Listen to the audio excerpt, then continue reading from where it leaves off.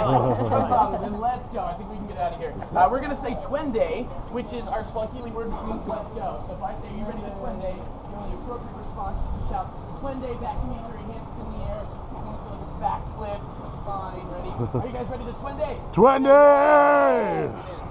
My voice is coming back. Good. Which exists somewhere in your imagination. Is it still going? On the east coast of Yeah. Africa.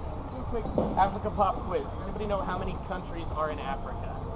Three possible answers to this question. 26. 26, good guess. Double it. It's like 54 to 56, depending on who you ask. The African Union, the United Nations recognize different things. Thanks, Paula. Asante, that means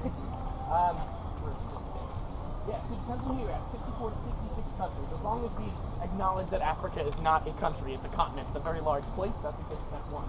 How many languages are spoken in Africa? Probably hundreds. Probably hundreds, yeah, thousands, 2,000 to 3,000. Oh my God. Anthropologists can't really agree because there's different dialects and things. Like I'm from South Jersey. North Jersey might as well be a different country. So it's very different. All right. Comments from the peanut gallery. Yeah, right? So Harare, somewhere on the east coast of Africa, I think Kenya, Tanzania area. It's a trade port. And Swahili is a trade language, so I've already taught you some Swahili. Twende, which is let's go. Asante means thanks. You've probably heard Jambo before. Hopefully you've heard like Hakuna Matata, which means No worries. no worries, you got it. Yeah, Ryan can teach you a lot of Swahili too. Today, we're going to start our journey on the Pangani Forest Exploration Trail. Pangani, another Swahili word, of course, it means place of spirits or place of enchantment. Ooh. Ah. So this is, of course, very Disney themed. Everything in Disney is going to tell you a story. But besides telling you stories today, Benji and I are telling you facts. Wild Africa Trek operates on zero script, so we're just talking. So we want to talk about whatever you want to talk about. Please let us know, and we'll work with you there. Animal Kingdom is 100% a zoo. We're accredited by the AZA, the Association of Zoos and Aquariums. And some of you probably remember about 18 years ago, the park opened, we had all these commercials, and everybody said it's not a zoo, and we lied to you all because we are. And we're a living and breathing research facility. We actually do a lot of research here. So we want to talk to you about that as well. Then here, I'll find it. Here's a monkey. Hey, he's right up there. Yeah, He's right there.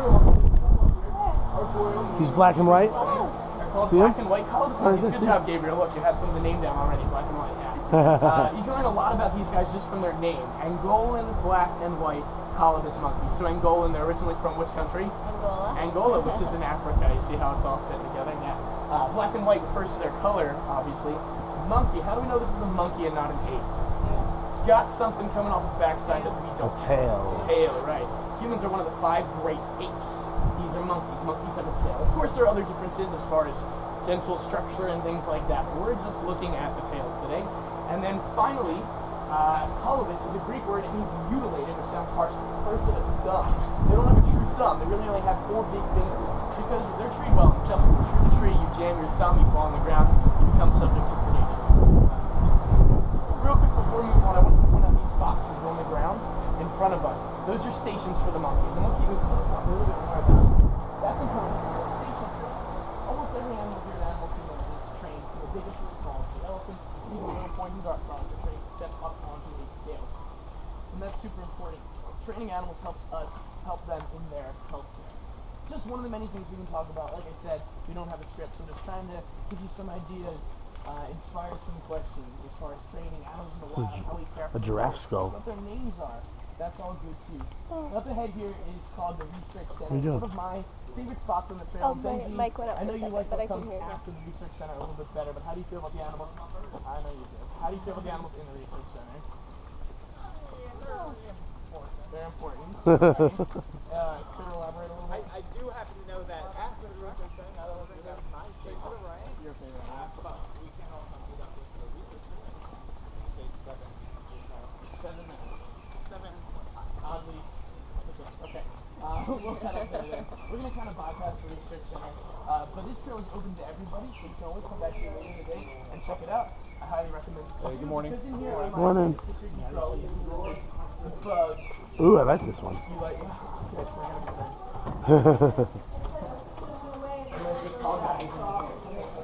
Alright, so everyone's, oh, dumb beetles over there. Yeah, it's a crappy job. It's a crappy. That was good, Nick. That's good. Thanks, though. Yeah. He's been saving it up. Big old lizard. Remember, you can always come back, see Nick, so you can but now we are in India. Mm-hmm. There are over 200 birds in here. Wow. Across about 28 different species, but that number changes literally all the time.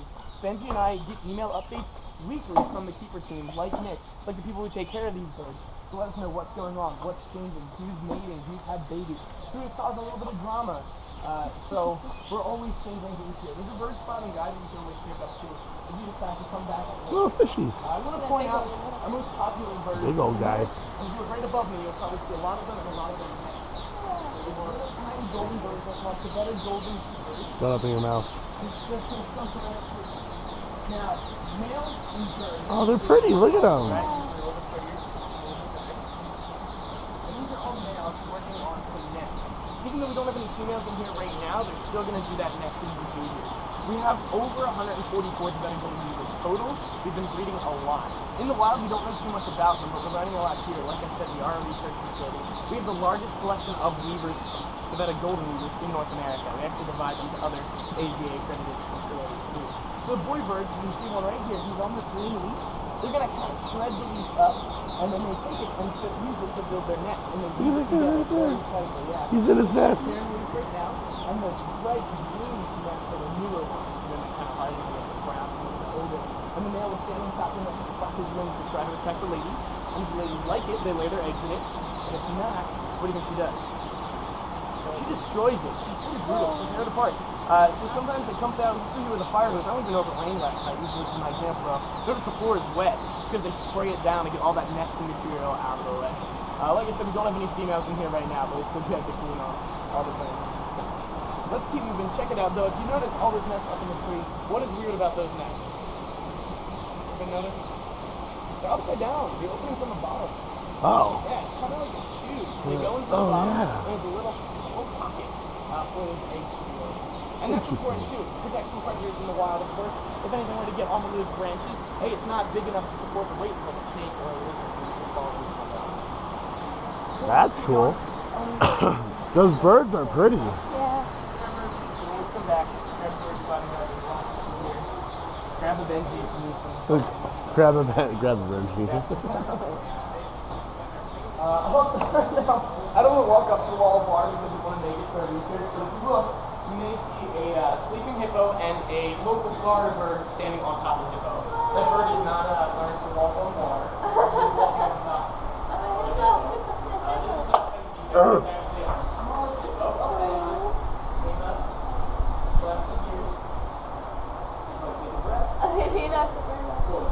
Alright, let's keep going. I know it's awesome. We're actually going to get a different vantage point of this area in just a couple minutes. So come up this way. Is it still on? Yeah. Cool. I charged it. New memory card. We should be good.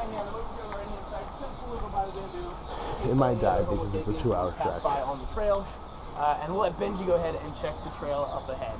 So the bird you saw, it's an egret. It's a local Florida bird, and we have that happening all the time. Lots of local Florida wildlife. We actually had some owls, some barred owls born.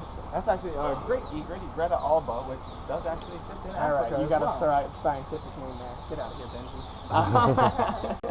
So he's going to go check that trail. Keep in mind that the trail Benji's checking is not like a Disney dirt trail like this paved one that we're on. It's a real trail in the woods, so just watch your step. There could be some trip hazards, low-hanging branches, roots that might be a little wet. So just keep an eye out, kind of stay focused. Also keep drinking water. Don't feel like you have to ration it out for 3 hours. Go ahead, Gabriel. Do the Florida animals kind of get in the way sometimes? Florida animals get in the way sometimes. Not really in the way, but we definitely see them, especially if you see our flamingos. Sometimes they need to get fed like 3 times the amount of food as they need because the local Florida birds like the ibis come in and eat their food. Sometimes the egrets will come eat the fish in the hippo pool, but the hippos and the fish have a symbiotic relationship. So we should talk more in a second. Benji, you ready for us? Cool.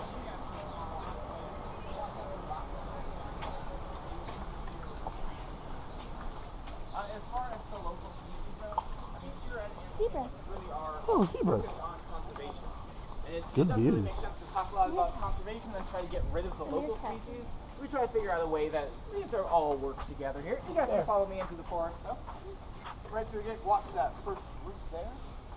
Like leading the way, and we'll walk our way past the rock. You see a couple different animals. If you look far off on the right-hand side, so past the big rock, there's some meerkats. Wild wheelchair. A wild wheelchair. Guarding the other meerkats. And you see some other animals on the right-hand side as well. So as you work your way across the bridge, for the mud, but not the grass.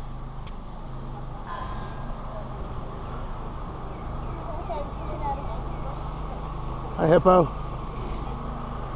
Yeah, that's a great question. So who was asking what species of zebra these are? A lot of people don't realize it even, but there are 3 different species. These are going to be the Grevy zebra. Grevy zebra are only found in Kenya and a couple of little pockets of Ethiopia. They are probably the rarest of all the zebra species. Also the largest of the 3 different zebra species.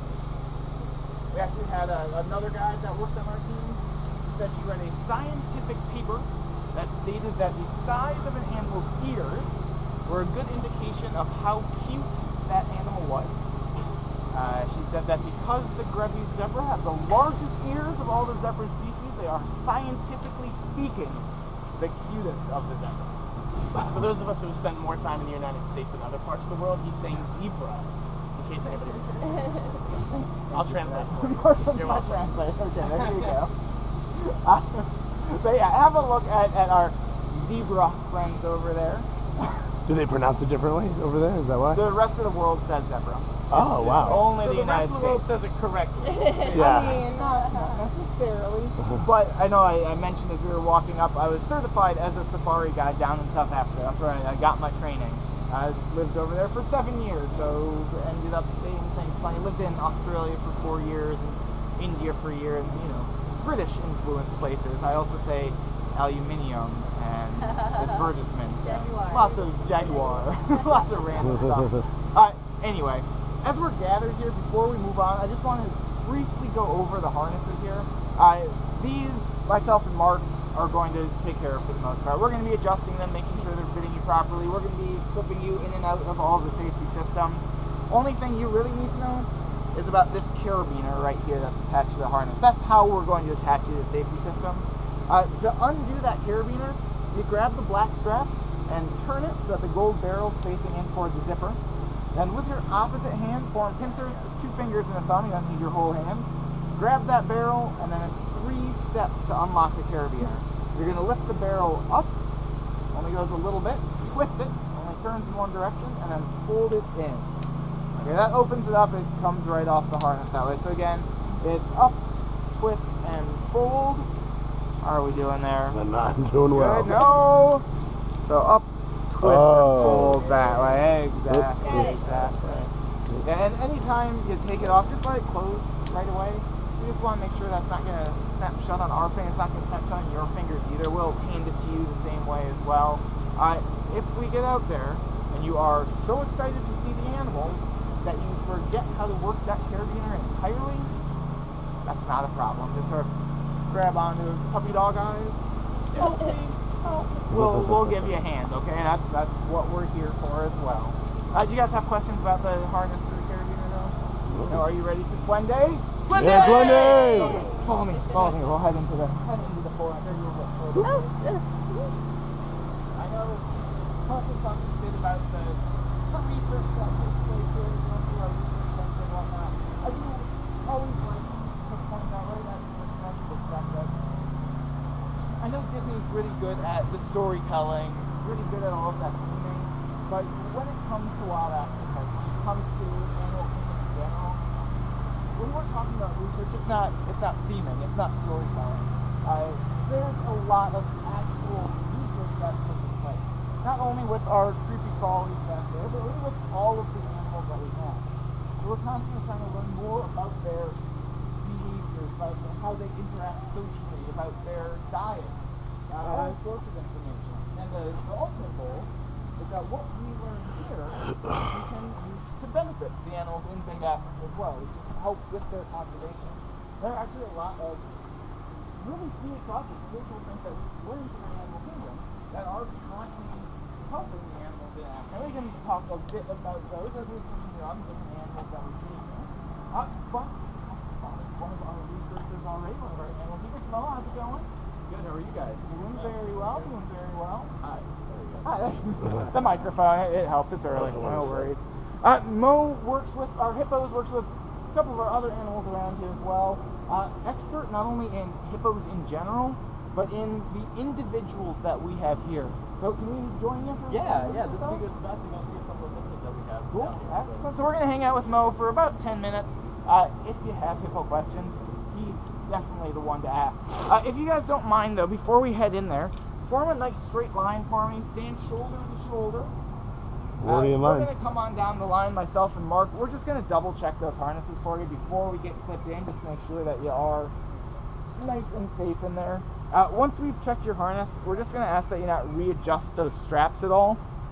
Same with once we clip you into the system. Please don't undo your carabiner. I know we just taught you how to use it, but please don't unclip yourself from in there. And then when we're out there, feel free to take a step toward the edge. Make sure you get a good view of our hippos. Please, please, please do not step over the edge. Back real quick. That's what we call a bad life decision. Not a good idea at all. If you feel that tail tugging on your back, take a step back away from the edge for us. Do you want to go first or second? I'll go second. We're going to go second? Yeah. He's going to make me be the hippo bait today. It's fine, I'm doing the math. So let's see, we have mostly parties of 2, 2, 2, and 2, right? Cool, so let's do that. Actually, let's do 4 first. Let's do you two, and then you two, and then Mo, if you want to come right here between Nikki and Steven. Yeah, Steven, clip me down. Yeah, cool. I'll be the one to clip you guys in. Just hand me your carabiner closed and hand it to me like Vandy talked about. Once we get in there, Mo will start talking to us, and then everybody else just follow Mo in. Okay, I can get on that thing. So cool. I'm gonna let that go behind You're on camera kissing, dude. Got it. Hello. Alright, gonna have to go behind you. You're good. Excuse me. Okay, you're good to go. Thank you. Thank you, Nikki. Alright, you good? Thanks for all.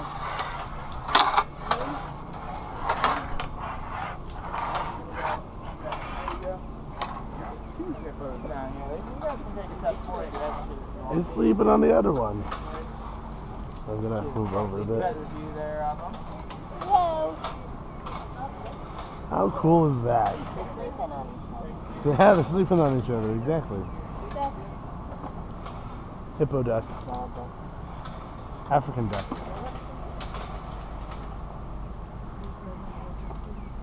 They are, yep. We have an SSP for all of our animals. Alright, good. Alright, can you guys hear me okay? Yeah. Good deal, yeah. So, we have a couple of hippos here on the left side. And, let's see what they want to do. It's definitely up and alert, so we'll see if it responds to the button. Now, this is a training behavior. This is something that we taught them how to respond to. Whoa. And if they do it correctly, ideally we want them to kind of hang out between these two islands right in front of us. And once they get there, then they'll get jackpotted with some of the lettuce that I have here. Or a duck. And so yeah, so just goes to show you how intelligent can be. And these guys are awesome. I mean, these guys are really smart. They're actually way too smart, and sometimes they definitely know when they need to be. Do you go deep? I can't see harder them. to manage. Usually when we're in a hurry or we got something else going on. The deeper they went, the faster they went. So they know. So they're actually really cool animals. Now it was really cool to see these guys also moving in the water, and just because the fact that you can't see them. You got these guys. These are two of the biggest hippos that we have in the reserve. The first one that's gonna pop out. Look at that guy. Like Hans. He is a 16-year-old male. He was born here in the reserve, and he's about 4,100 pounds. So he's a massive animal for his age. Hippos live up to 40 years, so it's really cool that he's already that big. The other hippo that popped out behind him is his dad Henry. Now Henry is actually the biggest hippo out here in the reserve. Henry is closer to 4,500 pounds, and he's only in his early 20s.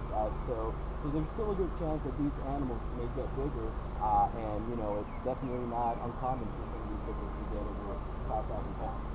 So they could definitely get massive. Look at those teeth.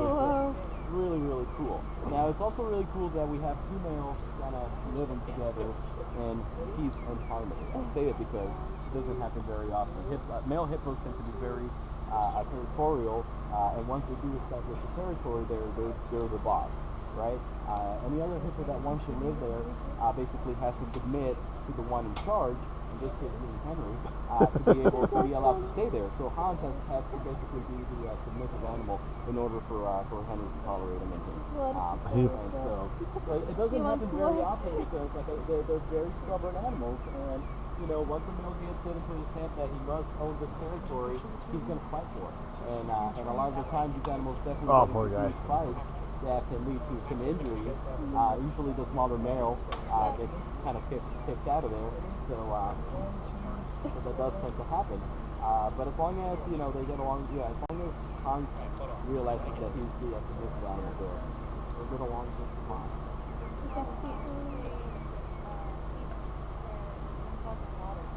Yeah. So hippos are actually nocturnal. So most of their activity is going to happen in the evenings and at night, and that's when they will come out of the water to feed. Now they are herbivores, and they can easily eat 80 to 100 pounds of vegetation in one single night. So it is going to take them a long time to find all that food. They'll actually go in and 50 miles even searching for some of that food. Now in the morning time, they'll go back into the water and basically hang out in the water all day. It's rare to see hippos out of the water during the day, especially at this time of the day. They should be kind of just settling into the river and just kind of passing out after being active for bubbles. Now, it's a little different here in the reserve because they don't have to go out and find 8 pounds of grass. We provide all of the food for them. So their schedules are a little different than probably like a wild hippo. But we definitely are capable of, our habitats here allow us to have animals even out here overnight, so it's really cool for them to even be out here at any time of the day. But yeah, so I would say most of the day in the water, most of the night out of the water. So that's kind of how it works. Any other questions back here, guys? Yeah. Those bottom teeth they have, are they moving around? They're not actually. No. Oh. The teeth, those large teeth that you see are tusks. They're basically just overgrown incisors and canines. It's basically all your front teeth is kind of blown up. Now the only reason why they have them are for defense purposes, and they'll use them to fight other hippos mainly. They'll use them as a defense mechanism. And obviously the larger, more dominant of a male you are, like Henry back there, the larger they're going to need to be able to defend themselves from other hippos or even other animals. And so this is what hippos will use to get a hold of anything they don't like. I mean, crocodiles can be another hippo, even humans, unfortunately. Would you guys like they can a photo definitely, together? They're definitely dangerous animals. Have you take a step right up here toward the edge and turn this way for me, and Gabriel right in here next to her. Moms are very, very protective of their young, so they can become quite aggressive, and you definitely don't want to be somewhere in the way of a hippo, because it could be a lot. How many hippos do you have? We have 11 hippos altogether in the reserve, and we do have females. We have 7 females actually altogether. We're not looking to add to our collection right now, so we're not breeding on hippos. Oh, that's actually Kilimanjaro Safari.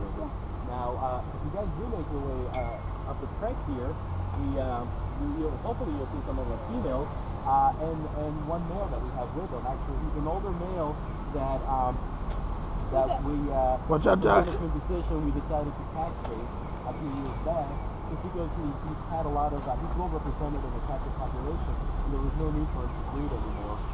So we decided that instead of to go ahead with the procedure, now he can be out there with 7 girls all day and all night. So he's a very lucky animal. But obviously, he's allowed to breed them. He's a good race that we can and do. But yeah, but we're definitely capable of moving hippos around from one area to another if we need to breed them in the future. So it'll probably be more likely to be one of these 2 boys. We've got survival plans and all the AZA accreditation. Right. You'll see as we head out here, we have lots of babies around at the moment, so I'm sure we'll talk a little bit more about how all of that works and how it all gets determined. But I know you said we did have those other hippos upriver here along with Nacho, our captivated male. So if you guys want to turn toward the right-hand side, we'll follow Mark out there. He's going to be the one to unflip you as you exit. but Mo is fortunately structured with us. So we have more fun. Definitely keep those How close do you get to those hippos on a daily basis? Oh, I mean, we get up close to them. I mean, even close enough where I can stick my hand in his mouth. Oh wow. So, but it's always between a protective barrier. We never share territory or space with these animals just because it can be so dangerous. Yeah. We know it. They do.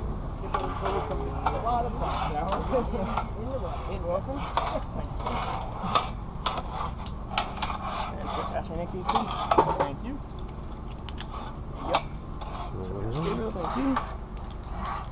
Thank you.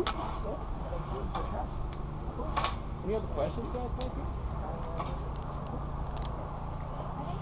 There you go.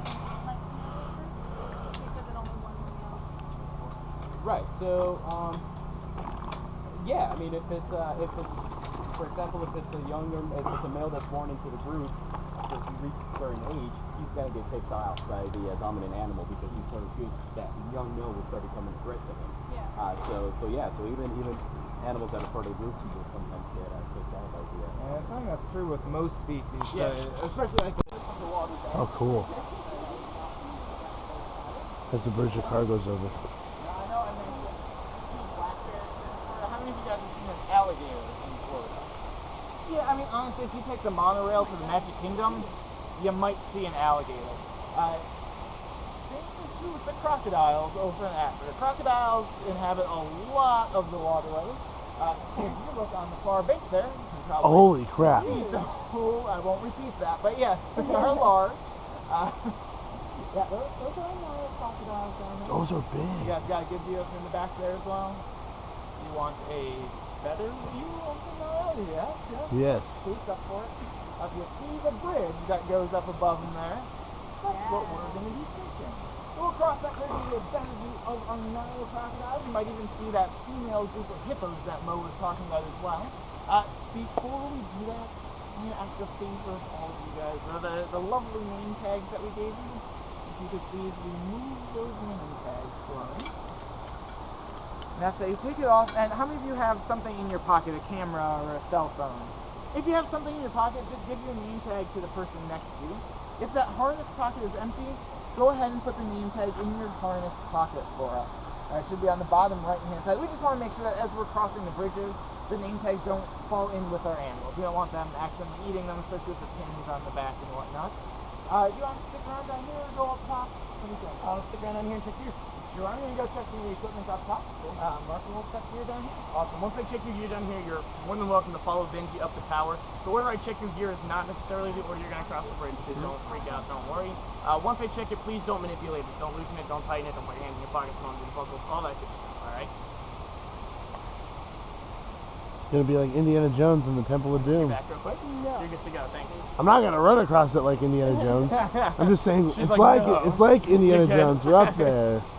He no nuts. He crazy. Let me see your back real quick. You're good, thanks. Gabriel. Let me see your back. You're good to go. Thank you, sir.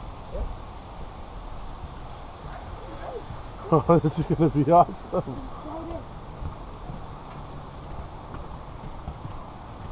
This is probably one of the coolest things I've ever done. So cool. All the way up. Okay. Now I'm just going to check the equipment up top Two here. bridges. This is very close to what I did in Costa Rica. Yeah. Yeah. In Costa Rica, did you do rope bridges there, zip lining? Yeah, zip lining and rope bridges. We R and all? yeah, R&L, and the cloud rainforest. Oh, very nice. Yeah, they had one of the longest suspension bridges there. So when we walked across it, we had about 20 to 25 people walking across it. Thing would sway. Yeah. So you would have to like step like this to like go with the sway. It looked like you were dancing. Yeah, this one we try to keep a maximum of 3 people. I tell you guys what, if you want to squeeze in a little bit on the right-hand side there, we'll make sure we have room for everybody up here. And actually, this spot right beneath me, Mark is going to fill in. So you could just take a step forward for me there a little bit. Probably one of the coolest things was like there was like a sloth just laying on the bridge, like literally where my hand is, just staring at us. Yeah, no, Costa Rica is amazing for all the sort of zip lining and whatnot. Yeah. Costa Rica and Alaska. Alaska has some really good zip lining courses as well. Wow. Oh, here we go. Zip lining. Ziplining? I wasn't talking about birds. I know, I'm proud of you. Alright, so once you're up on the tower, you can go ahead and take off your carabiner and just let it close, just because I'm here for you if you need any assistance. And then we'll get hooked into the bridge. There with Benji. Benji, what's it smell like today? I didn't ask you. Actually, it smells like Ecuador for a couple days. Yeah, I think it's just the humidity. One time Benji said it smells like Alaska outside when he came into our office, and I said, as opposed to what it usually smells like Florida, he goes, no, Ecuador. And I said, okay. It smells like Ecuador. So every day now it's sorry that I asked Benji what it smells like outside.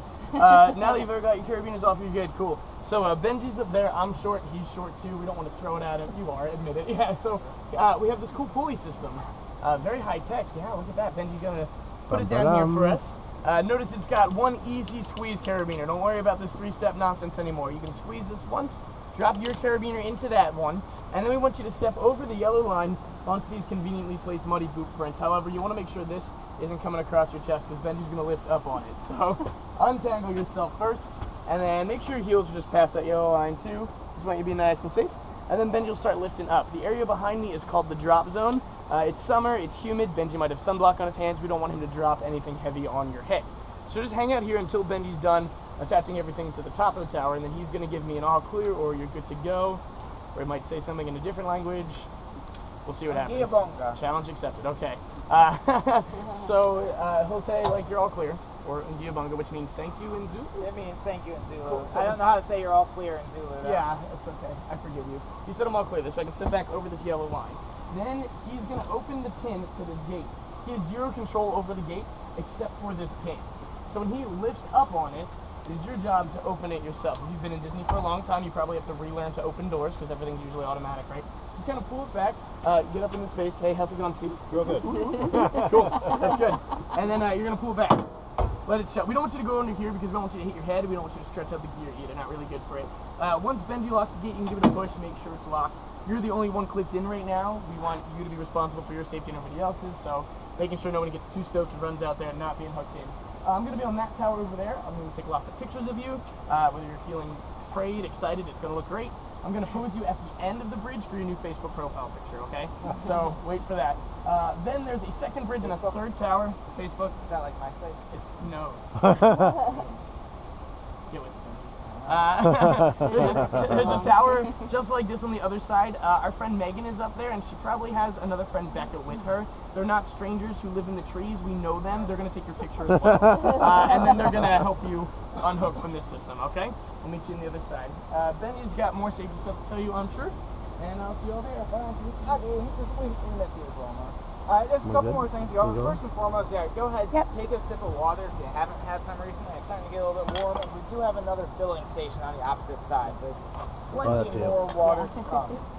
Aside from that, when you're looking at this bridge, you might notice that there are some boards missing. As for your viewing pleasure, that way you can see the animals below you much better, we just want to make sure that you maintain your focus while you're out there. Pay attention to where it is that you're stepping. Try to step on the boards, not, the empty space between them. If you do find yourself stepping into that empty space, there's a net underneath there. It's there for your safety as well. It's going to catch you, it's going to support you. Same with the harness, it's there for your safety. That's why we ask that you not readjust the straps at all. All of that is there for your safety. It is not there for your comfort. You try to put any extra pressure on here, you try to zip line across here, don't do it. You try to sit down in the harness, you're going to get the worst wedgie of your life. Just don't do it, just walk across the board, it's nice and easy. But like I said, have a look at the animals. This first bridge, this is where we tend to see the female hippos and the one castrated male hippo that Mo was talking about. Then across the second bridge, that's where we usually get a better view of those crocodiles. So definitely, enjoy your time out there. Remember that this is a 3-hour trek, not a 3-hour bridge crossing. So do eventually keep on making your way across the bridge and keep on heading in that same direction. If you try to come back to this tower, you're just miss out on all the other animals we have in store for you. Having said all of that, who would like to go first? You're right. Oh, there you go. I mean, keep that hand shot up. Come on over, you can put yourself right in there. There we go. Then turn around, see all the way across that yellow line. There we are. Gonna Again, you might feel it tug a little bit as I adjust it up top here, just keep your feet planted on the ground.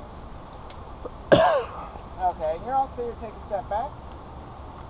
And you can open up the gate and head on out. As we cross the bridge, I'm just going to make sure that there's about a half a bridge distance between each of us. Make sure you close that gate behind you. You should go next, sir. Well. If the person in front of you stops for photos or anything, just stop as well. Just make sure that we keep that distance. You're all set to head out now. I'll turn my headset off so you don't have to listen to me while you're crossing. Yep, you can go ahead and clip in here. The headset's really helpful. Yeah. Okay, and then one more step forward. There we are. No, I'm ready.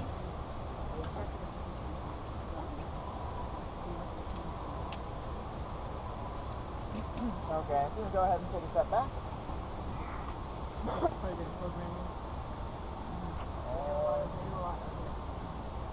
Steven, you can open up the gate there.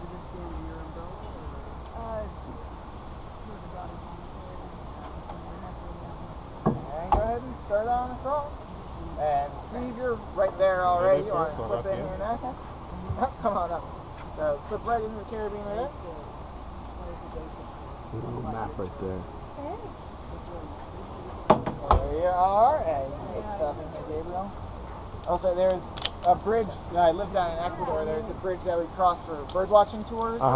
There's a double-toothed hummingbird. It's rare species that lives on the far side. But the bridge itself, it was just 2 long 2x4s and then 3 planks. Oh my God. God. Like step on one and then move the 2 from behind you in front of you and step across those 2.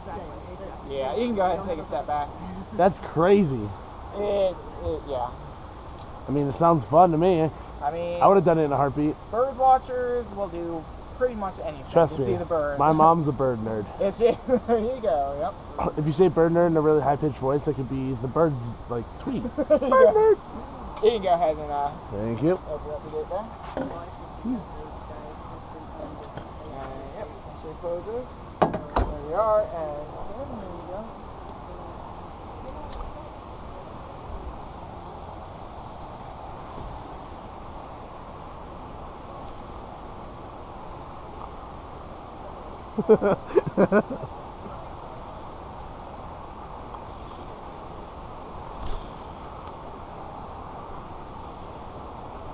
I'm not trying.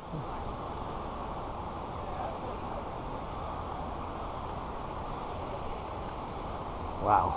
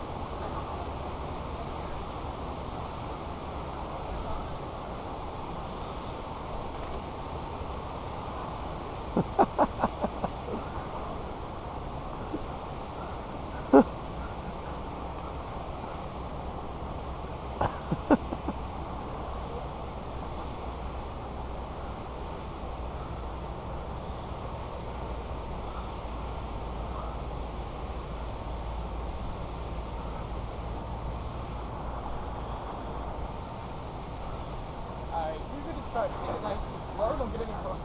I think Gabriel falls right there for your close step. I'll get over here. Alright, ready? 1, 2, 3. One more with that flash. 1, 2, 3. Awesome. Come on up this way. That. Just walk directly at the wall first. Got it. Now if you walk on top of the areas, your tail should follow you. Don't start crossing quite yet, we'll let her get a little further. Okay.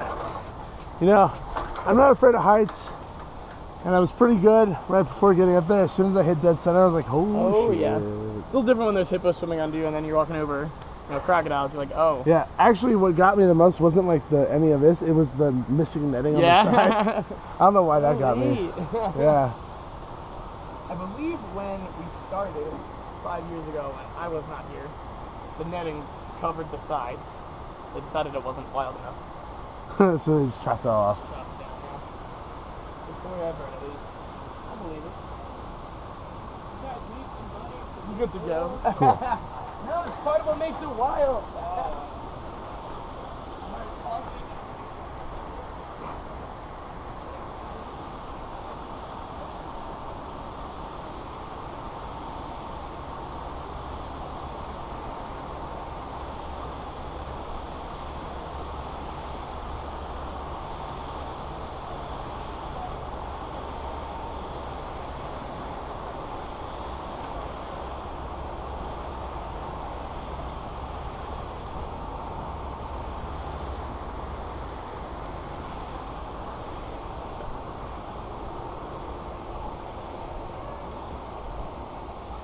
Holy crap! Temple of Doom!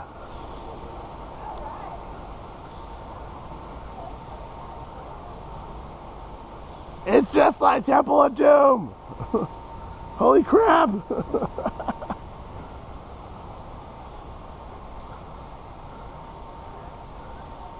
All that's missing is the Kalima cult down there. My lord, those guys are big. Oh my god.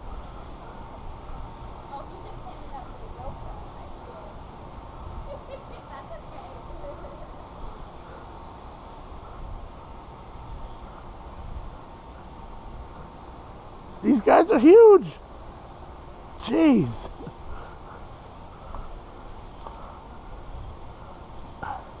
Doing great. I want you to hold right there for me. Yeah.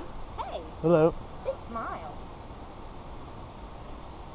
That's great. Thank you. Push through the door. Close it. Oh, yeah. Feet just perfect. Right there. Don't move. That was awesome. So cool. Now you can turn, unhook from my pulley. You're wearing a Modern Family hat. That's awesome. Yeah. I used to work on the show. Really cool. Yeah. You're a cool guy. I work with crocodiles. That's awesome. That's cool. That's pretty awesome. You're welcome to head down below. There's some seats in the shade and coolers with more water. Drink up. Cool, thank you. That was so cool. I heard you saying something about GoPros. What were you saying? You said you were handing it up to the GoPro. No, I was yelling at you. It's true. It's like Temple of Doom up there. It's awesome. Missing a hand. Is he missing a hand? And that's one missing fingers. Oh man, no, unless he's laying on him. No, I think he's missing them. And look, that one's got a hurt foot. Is it still on? I love this guy way out in kind of It is? the end. It's on. Just sort of hovering, It's on. floating. That is like full-time hunting position. Maybe if you're a little bit before. Because really, they are an ambush predator, right? They do not go out stalking. They just I thought those were logs. and then they're ambush. It does mean that Those two. how often they're doing it. How long you can get Is he missing a hand? Yep. Fresh bite. Oh man. months is a good answer. I'm gonna bring it. I'll tell Megan. Longest reported is probably around a year. Is he happy about that? Probably not. But they can actually slow down their internal body system. Think of like how men are pregnant, but for reptiles it's called skipping. But yeah, they're just not using very much of their body system at all. Yes, they are incredibly resilient, right? Young for months, that's no big deal. I'll just estimate for a while, that's good. Hey, if I lose a hand, Those fish right there. no big deal. See the fish that are glowing in the water? I'll just stop blood flow there, and then my antiseptic blood will heal that up without any infection. They don't get infections. There's a ton of laboratory work happening right now to see how crocodile blood depletes viruses and bacteria, things like MRSA and HIV, some pretty gnarly stuff. So they go back and the something term does not come back. It's gone. You know where it is. Yeah, it seemed like his dog. Yeah. Yo, it's kind of like these. Right. B24, all male. He's moving. There are stacks.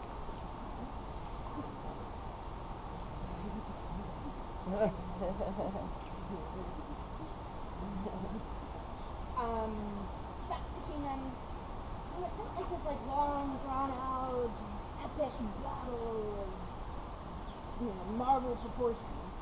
But instead, it's really just a quick snap. Unfortunately, their jaws are so powerful, 2,000 pounds per square inch, Are you that sleeping? in just a quick little snap, you can lose your head. Sorry, dude. I kind of think about, like, kids on a road trip. But if you're a crocodile and you like shove your buddy, he's, permanently. Yeah, just a few toes. Yeah, I think you might be right, babe. Tips of the tail. Stuff happens. We've had a couple of them who have even jaw injuries, so if the fight happens face to face, and then you know what cracks me? The fight? How does it? They're not like boxing. They, Tail. yeah, Gabriel's got it. They're gonna roll. yeah, they spin. So what ends up Yep. happening is that they both grab each other's faces. Thank you, Temple of Doom. Hey, You're gonna break a stop them. can I get a picture of the two one of you of with the these Crocs? guys out here, Cool. I was Yeah, trying you to got see it. Perfect. if All right. he was up around You know what's up. Like this. I'm always on this one. He has a metal plate for his jaw. 1, 2, Like our 3. vets One were more. like, hey, we'll help you out. We do one more. We think jaws are really important. Cool. Good job. Actually, not very Looks good. Thank you. They don't cheat it, dude. Well, it's because you're literally on my right. I know. And then up this way, we're Christina, and turn on this side to see. Switch it up so your tail's not blocking. Perfect. Oh, that's right. Ow. 1, 2, 3. One more. Look at that guy. Those guys over there. We're going this way, actually. I lied. I feel like his neck would get stiff. That's good. Yeah, you're good. Just how big they are. You know, They're so big. I'd love to get punch on those people. But that's the that. That's one of the times.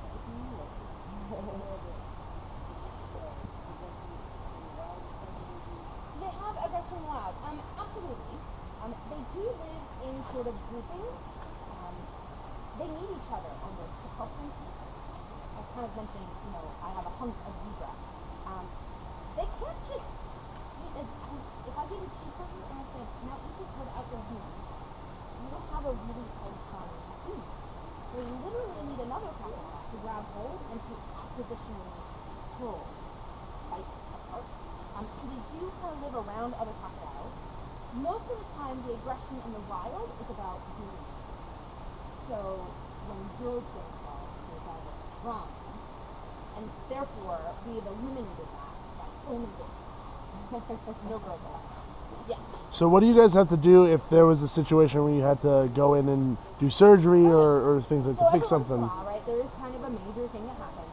I'm going to tell you though, losing a hand, I don't actually have to do surgery for that. We'll monitor, make sure it's healing well, come and check on it regularly, but pretty okay. The guy with the broken jaw, his jaw was kind of like, needed though. We're going to help him. And so around here, we do an annual checkup. Each of our crocodiles are trained to respond to a cue. It's a cowbell. More cowbell. And we ask them just stretching. to move upriver through a series of kind of channel-style doors. And through that method, we can isolate an individual. And once we've isolated that individual, we have this amazingly awesome box. It's like a crate. You have a crate-trained dog, but it's the perfect size for a crocodile to walk himself into. Oh yeah. Some meat in there, some chicken usually, and once they're in the box, we just shut them in. They can't turn around, they can't move. We can draw blood or give injections in the tail. That's the safe end. If we needed to anesthetize them for a surgery, we would do that, and then once they're out, they're out, and we can do the things we need to do. My favorite is that it's hard to find a stretcher that's 14 feet long, so most of the time we use a ladder as like their table, because you can extend those out. How much anesthetic does it take to knock a guy out? Reptiles are real different kind of beings. So that whole thing about lowering their metabolism means that if they're feeling threatened, they can just basically not absorb that anesthetic for a long time. Uh-oh. So it gets real funky. And our vets, they have all kinds of different backgrounds. We have 10 veterans on staff with varying different specialties. And so they're really good at what they gotta do. So I'll leave it up to them. Like they're not even breathing, can't even talk. Their respirations are about once per minute. Whoa. What? Yeah. Wow. They're like dinosaurs. Come on, they've been around for millions of years. As close as you're gonna get to a dinosaur. Crocodiles are. They're pretty cool. They're so cool. Super cool. How many different? Oh my gosh. They're real close. I mean, Hey, birds used to be dinosaurs, so you guys hear that screaming sound? Yeah. Okay, so after you're done with these carnivores, the next carnivore that you will find, I think you call it hippopotamus. And they're a dog, but they don't like bark or whoop. They like this like yippee howl. look at me real quick. Someone's being tortured. That's Cool. a happy sound. Yeah. I know that for our American dogs, you think of a yip as like, oh, it's like, but I don't know if they're just swimming around them. I don't care.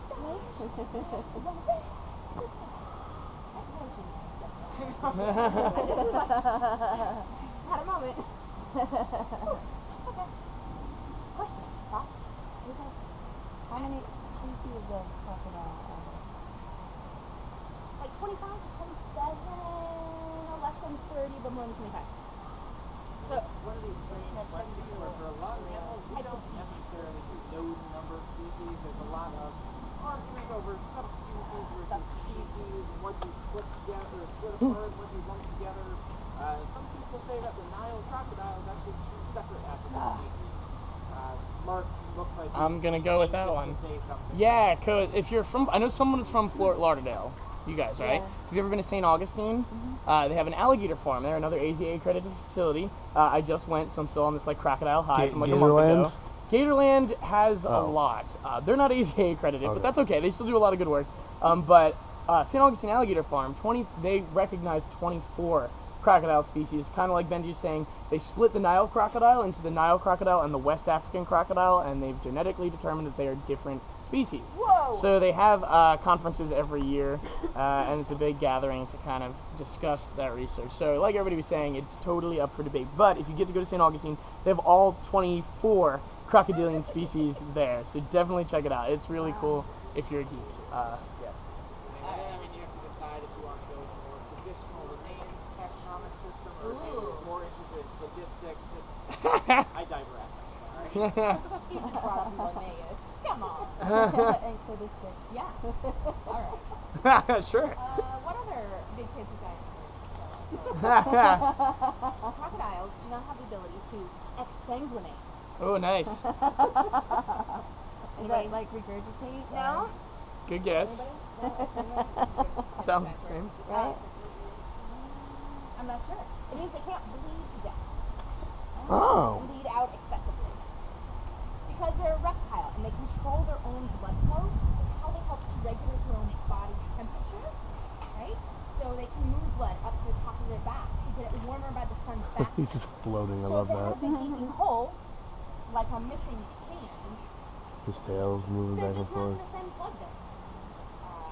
Right? If you or I lost a hand, probably your first concern is to apply pressure so we don't bleed out and then go directly to a hospital. Oh my God. Then we have those issues with some problems. The sneaky guys. The plates up along the top of their back, they do help them to absorb energy from the sun. They're called osteoderms, derm, skin. So it's bone right up at the top of their back. So they have a lot of the same internal bone structures, right? They have, spinal cord and rib cage and the pelvis. But then, right up at the surface of their back, extra plates of bone to absorb that heat, also as a protection, armor plating, pretty much. So, That's crazy. I did not know that. they're like pets. Do you usually feed them from up here? Do we feed them from up here? Not generally from this location, although we can. Most generally, it's from the roadway across the top. We do a broadcast feed. They all get fed at the same time. Think of it a lot like if you were feeding fish in a fish tank. You don't just plop it into one corner, but you sprinkle the flakes across the top. we're just sprinkling when time comes to chicken. It's more like frisbee throwing. From the roadway across there, we come out with about 200 pounds. Too bad we can't see that. That was awesome. Rocks that end up maybe around 5 pounds each or so. And then we have several staff members. We're all throwing chicken left and right and front, back, all over the place. And then we have one of our staff members who is really sitting with a checklist of all 24 crops. Maybe some distinguishing marks to help tell them apart. And we're really checking that each crop is getting some. It's not equitable. You don't get 5 and then you get 5 and then it's not like that. But that each crop is interested in eating is a difference. If some crop isn't interested in eating maybe 1 week, that's okay. We do feed once a week. If they're going a couple weeks without eating, that's really when it can be sign. Maybe a sign that something's a little off. There are also some social dynamics that play in that as well. The big guys who are more aggressive, the top dogs, Drew the elephant. they are much more going for that food. The little guys and also been going, they're not coming over to eat. It may just mean they don't want to get caught up in the rocky country. So like I say, every once in a while we can feed them back here because all the big guys, they're all occupied over there. And so the little guy who's like, oh, I think I want to eat, so we can just plop some food right in front of him. And if he still is not eating, that's going to be the something's wrong. It's not a social problem, it's something else. But I tell you what, Megan, I know I'd let everybody know earlier that I'd had my coffee yet. I actually haven't had breakfast. And all of your taco food has made me food. yeah, Raw chicken doesn't come in every okay, time. I understand. We actually have a chance to eat in not too long. You guys are feeling a little bit peckish as well. But if you want to take a left-hand turn, you're going to follow Mark out through the exit there. Again, I'm going to unflip you over there. Do you happen to know which one was the alpha, which one was the dominant Here, one? was walking past me. Yes, we think it's this guy. His name's Uncle Dougie. He's got a yellow tag in his tail, and he's got a big gash out of his nose. Oh, whoa. He usually hangs on the other side of the river, though. Kind of, he has his own beach. Ah. Kinda Uncle, like Uncle the Dougie. head croc. Yeah. There you go. I was curious. You're welcome. Thanks, Steve. Thank you. Yep, Thank you, there Megan. I love hearing the animals. Yeah. I like hearing the elephants. That's really cool. That's awesome. I have it wrapped around my wrist, so we're good. Cool. Yeah. This is I don't Yeah, he's all muddy. He's wallowing in that mud. Where'd the other baby go? Yeah, there are two. There's 2 more coming. Oh, there's 2 more.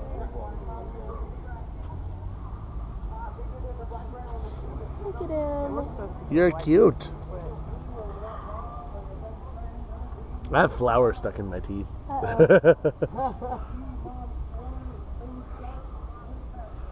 Hi. He's cute. Hey, big ears. Scientifically proven. He's cute. Scratching his nose. They're not no horn when they're born. Yeah. No potato nose. Yeah. He's scratching. Is that what he's doing? Yeah, scratching his nose.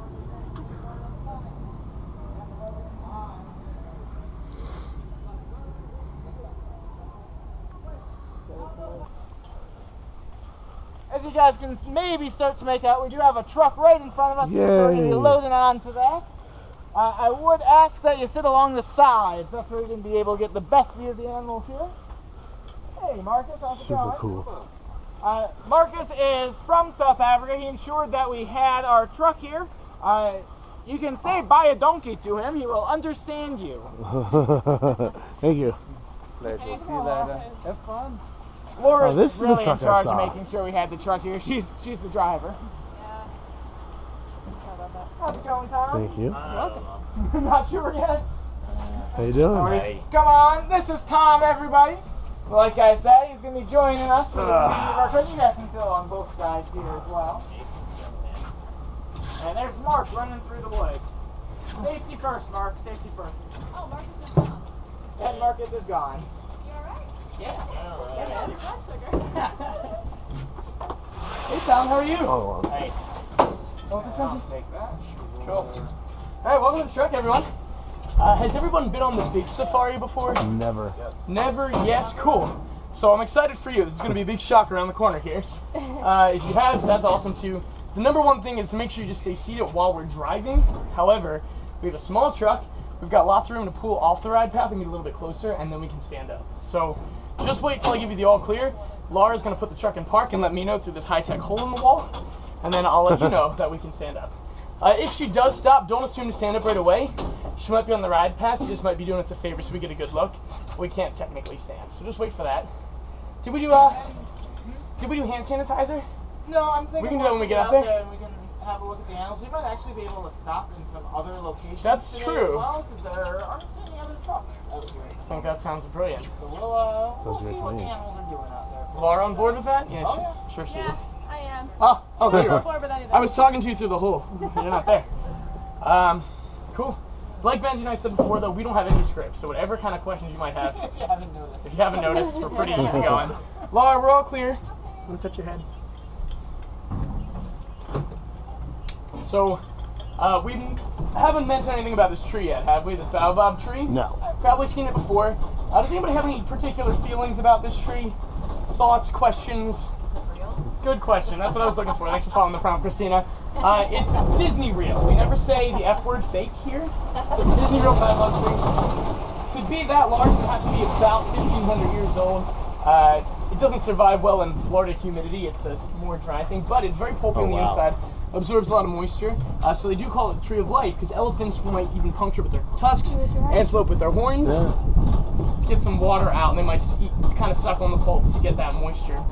The tree of life in the middle of the park is modeled after a baobab tree, and it's made of an old recycled oil rig. So recycling is literally at the center of the park. We're all about it. Over here on the passenger side, I already see a herd of wildebeest, or wildebeest, so that cool Benji is can that? understand me. Wildebeest. These are called blue wildebeest, or subspecies brindled wildebeest. We have 18. If you've been out on the safari before, you might have seen 3 or 4. We're kind of just pumping animals in here for our night safari experience, opening very soon. So we got a lot of new things going on. Even if you have been on the savannah before, this habitat coming up is going to be very different to you. For you who haven't been out here before, we've got a lot of space, as you can see. This is just one savannah on the safari. You can actually fit the entire Magic Kingdom, the whole theme park, inside this attraction, inside the safari, and still have room for parking. We have 110 acres of drivable safari. Magic Kingdom is 90 acres. And that's just drivable safari. We'll touch more on that later. Megan told you about the painted dogs earlier, the ones that sound like those high yips. And this is not a painted dog, though. It's a hyena. These are hyenas. Just kidding. Laura, can we stop Look at here? him. No? Let's go up more? Oh, he's staring. I know, but I thought that's what you were saying about the trucks. He's looking at us. No, other places. Okay. Sorry. We'll go nice and slow. Look at him. Now why don't you stop in front of them? So because we're on the ride path, we technically aren't allowed to stop on a ride path even though there aren't trucks here. But we'll go nice and slow. We might be able to. With We the can hyenas- stop, we can't stand.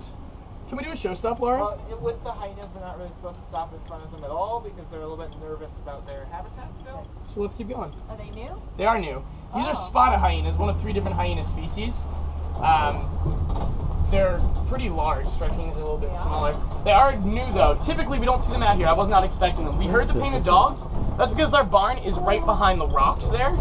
They actually share this habitat. So the hyenas usually come out here after 3 p.m. and the dogs are out here until then. So that was a surprise for me too. Like Benji said, they are relatively new. We're just still trying to get them used to everything. Yes, there is a giraffe over there. We're going to see a lot more giraffe too. So we'll pull up. What's bedded down over there? What do you mean? Water bugs were bedded down. Oh, I didn't even see them. Oh, Yeah, they were laying down. yeah. Water bug. They have this oily secretion that kind of waterproofs their fur. It smells really bad, but that's kind of where they'll hide out. And they eat a lot of food near the water. You dressed it. Like an okapi, kind of. It's very oily, yeah. Think of like a penguin feather, how Yeah, it's it is. like meant for. I was just about to ask whether they get curious or not. Like, Oh, giraffes, super curious. Yeah, and they're going to be really curious about those hyenas over there too, because like I said, we don't see them all the time. Oh, he's looking at the hyenas. And we've got a young giraffe Oh, here look in at front this of me. guy right here. This is Mara. What? We can stop here. Once we get inside, yeah. Look at him. Hi. Conflicting. Laura, whenever we're clear of the road, can we stop? Alright. Alright, we're all clear if you want to stand up and take a look. Beautiful. Look, the other one's eating out of the truck. So she's really putting browse into that tree. She's not gonna really, she might hand feed, but really they're putting browse into the tree. So we want to focus on the animal's mental stimulation as well. So we want them to actually have to forage for their food. Out here we've got about 27 acres of free roaming land for the giraffes. I say free roaming, the hyenas are not free roaming. They cannot get out here and mingle with the giraffes. Back to the hyenas though, real quick. We have two in there, a female named Scooter and a male named Zawadi. They are a little bit still flighty about the trucks. That's why, like Benji said, we don't want to stop directly in front of them. But they're a really cool animal, and hopefully we'll see a lot more of those. And if you come on safari maybe later today, you'll see the painted dogs. I really don't know what the plan is for today. So behind those rocks is a barn. The dogs are in that barn right now, and then there's a separate barn for the hyenas. I don't want to confuse you and think that the painted dogs and hyenas are living together. It's not a mixed species habitat. They just kind of share it. And that's really enriching for both of them. They come out, and they smell all these new smells. There's all this different dung, different urine, different scent markings that they can tell from the other animals. It's very good for their mental stimulation. Do you have any giraffe questions while we're watching? Yeah, Benji? How old is Mara today? Mara's 1 year old today! Today's her birthday, yeah, I forgot. Hey. Yeah, she just turned 1. And the other one? And the other one is an adult female, probably 6 or 7, maybe a little bit older. I can't tell the adult females apart real well. That's Hillary, who's the keeper over there in the truck bed, climbing out. But this gives you an excellent perspective. Hillary is not a short girl. I mean, she's not tall. She's like my height. And she can still walk directly under that giraffe and not touch the belly with her head. So, pretty big. These are Maasai giraffes. They're the largest of the subspecies. Again, kind of like with the crocodiles, it's up for debate. Some people say 7, some people say 8, some people say there's 11 different giraffe subspecies.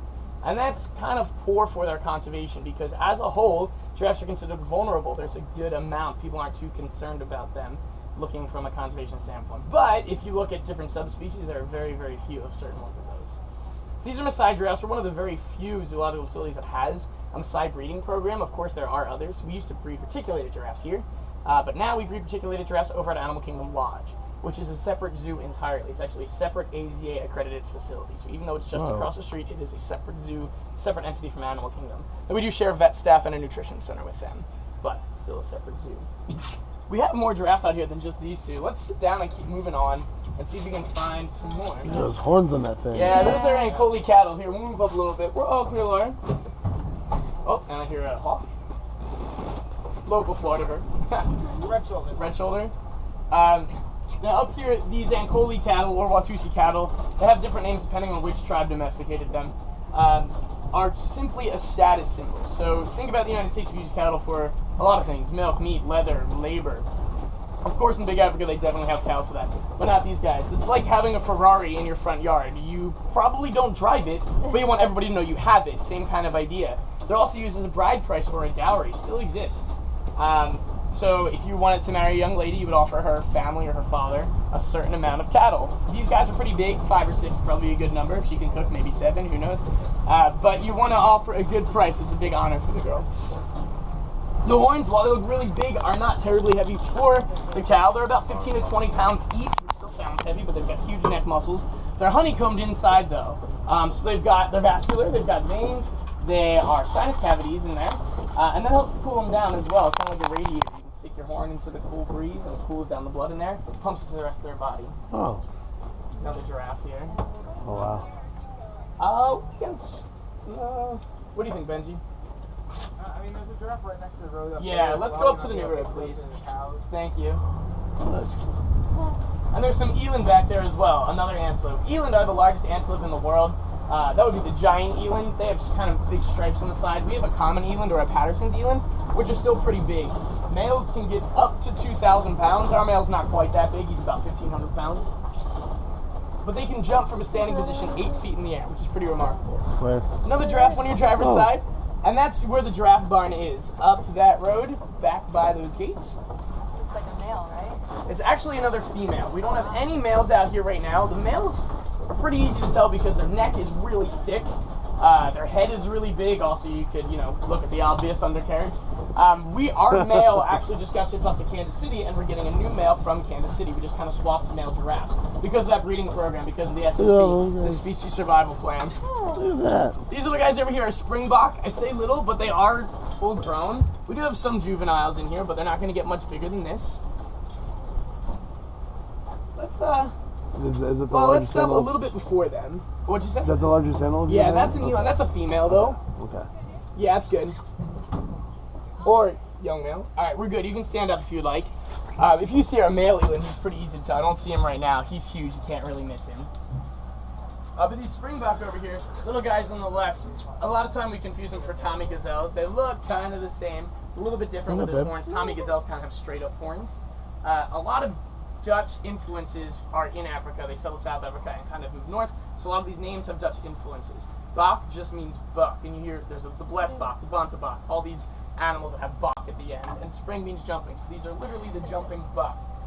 And they do this behavior called pronking, where they can jump about 9 feet in the air. They straighten all 4 legs at the same time, kind of arch their back, and that's going to be how they evade predators. These guys are actually the 3rd fastest land mammal. What's the first fastest land animal? Jaguar? Cheetah. Cheetah, sorry. Yeah, close. That's okay. Big cat. Does anybody know what the 2nd fastest is? Lives here in the United States. Brown bear? The pronghorn cattle. You got it, yeah. And then Springbok are number 3. Not cattle, I'm sorry. Pronghorn antelope. They're number 2, and then the Springbok are number 3. So their main predators are going to be cheetahs. While cheetahs can have that top speed, they don't have the stamina over the Springbok. Cheetahs can only maintain that top speed for a little bit. They exhaust themselves. Springbok can keep going. Of course, it doesn't look like it right now. They're not really feeling threatened right here, obviously. We don't have too many threats out here for them to experience. Someone described it the other day, and I really liked it.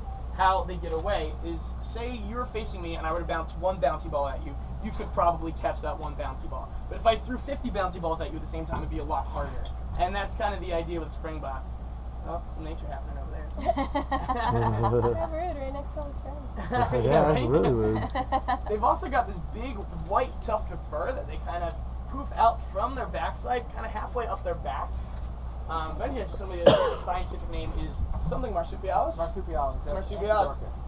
Because they thought they once had pouches like marsupials. It's not a pouch though. It's just a tuft of fur.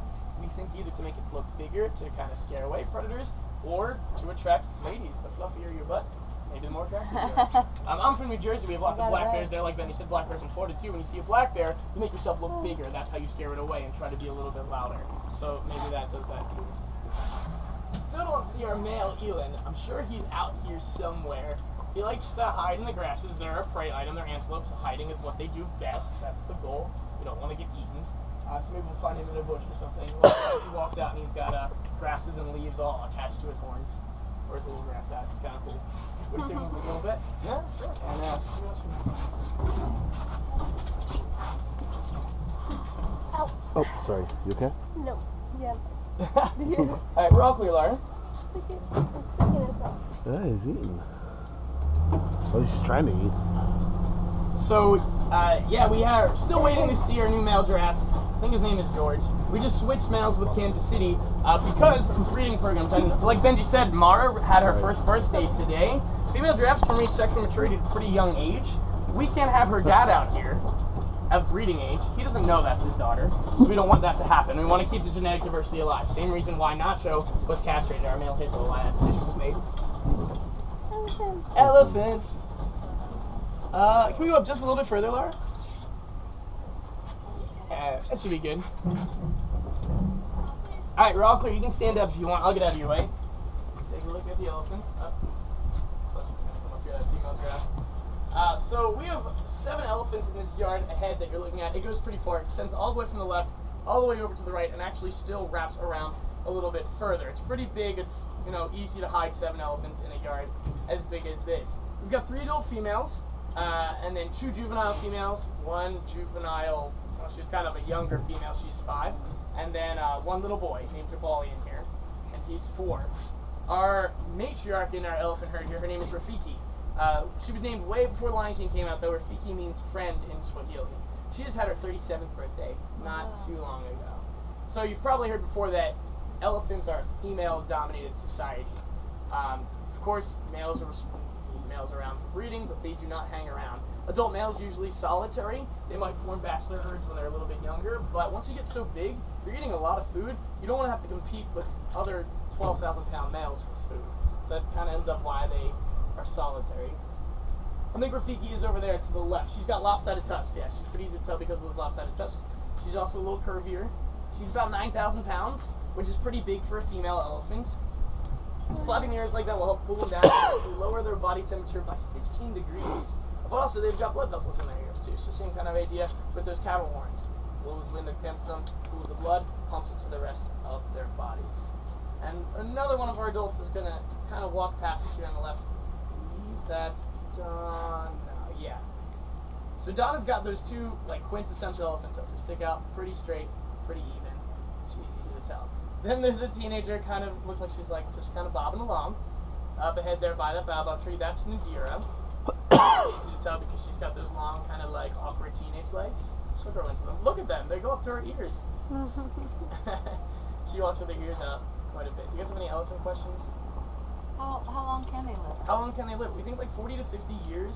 Of course, longer in human care, sometimes even up to 60 years. But usually around 40 years. We have one in Utah that's 47. Wow. Oh, wow. Awesome. Yeah. I mean, Rafiki's up there, That's 37. She's yeah, doing pretty yeah, good. yeah. She's a little overweight, but it's okay. Their teeth, Good. Stephanie's under her last set of teeth. Yeah, so elephants only actually have one set of teeth. So, and they only have four. 4 molars, unless you count the tusks, then they've got 6. But 4 giant molars. I wish we had one so you could see them, but they eventually will start to rot and go down, and then the elephants have to eat softer and softer food. So that's not good.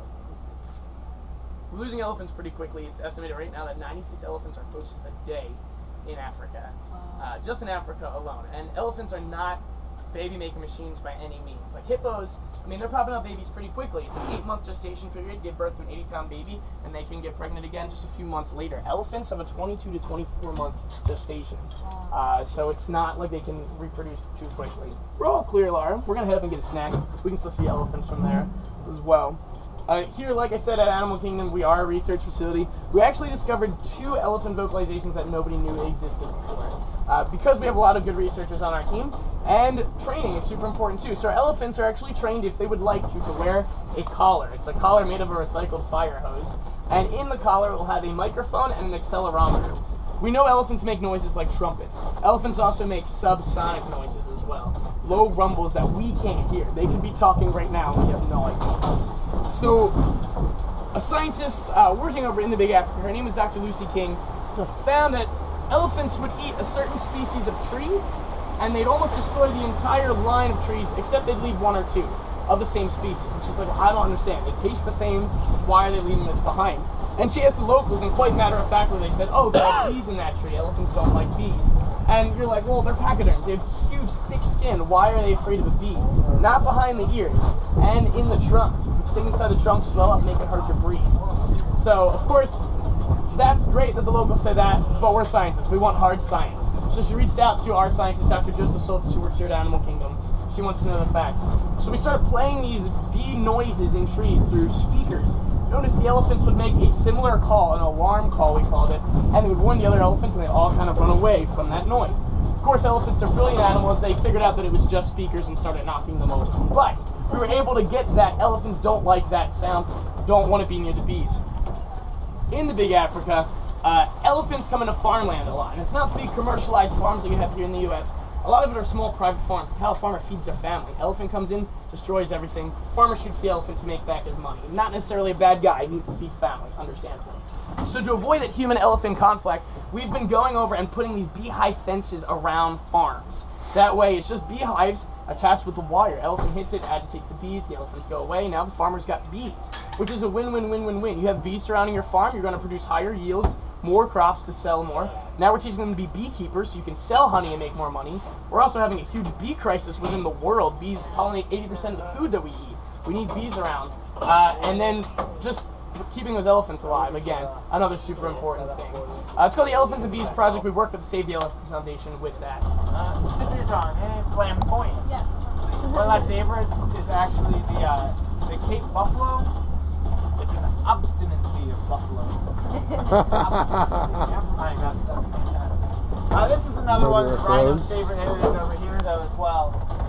The bug wallow that you see there on the left-hand side they do something a lot where they're rolling. And elephants do the same thing. They get themselves wet and throw dirt on their backs.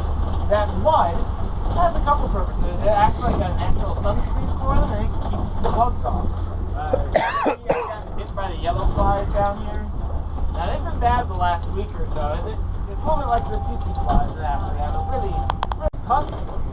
The piglets have hair, but no actual tusks. The tusks come in later in life. That hair just sort of mimics the tusks. They can scare off predators out there. We got some bontabak on the right-hand side, along with some ostrich. Another ostrich that looks like up on the left-hand side here. And then, of course, a rhino back there as well. Bontabak are a pretty good conservation success story. At one point, there were only 17 bontabak left in the world. Wow. 17 bontabak left in the world. They've been hunted, almost to the point of extinction. What happened is that the hunters realized that they'd overhunted them. They said, oh, we should put up a fence around these 17 so that we can protect them.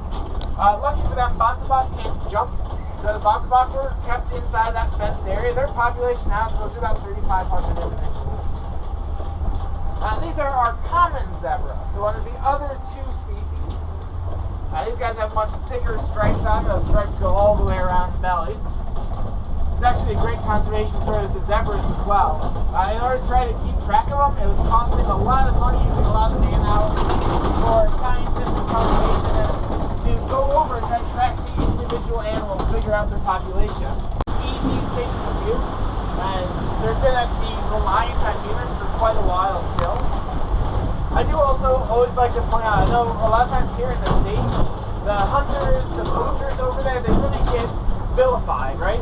We think of them as these terrible people going out there killing all the animals.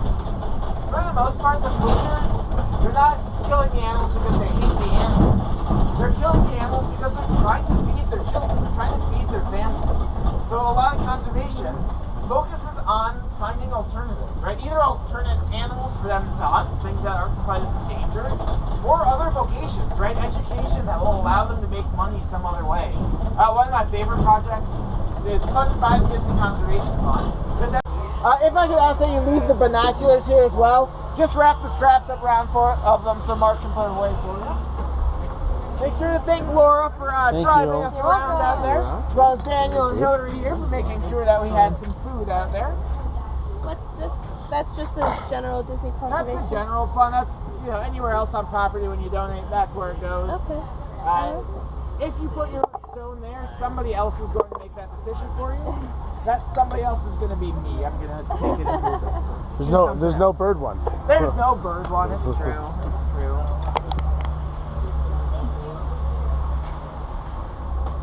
That was definitely a one-of-a-kind experience. Yeah, you enjoyed